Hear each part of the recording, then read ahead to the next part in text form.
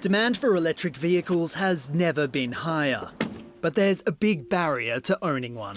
I paid about $82,000. Melbourne man Savi was willing to spend big to help fight climate change, but he acknowledges not everyone can. These electric vehicles are a little bit expensive, but it may be worth on the long run.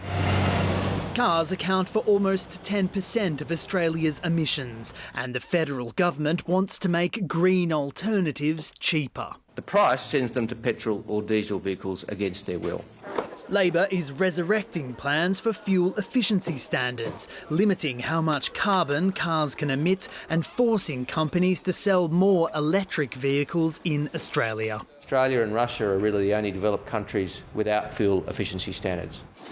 With no risk of punishment for breaching non-existent standards, manufacturers are sending new models overseas. Australia ends up being a dumping ground for fossil fuel vehicles, and that's really not acceptable.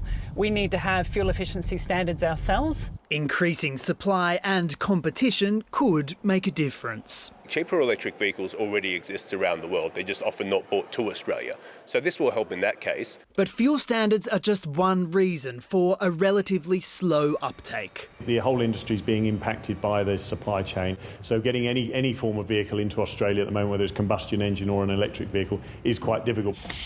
Labor dumped its push for fuel standards before the May election after a former leader was subjected to a scare campaign. Bill Shorten wants to end the weekend. 3 years later, Liberal frontbenchers say Labor has broken a promise and that fuel standards are a tax by stealth. Is this a carbon tax? No. A taste of the political battle to come.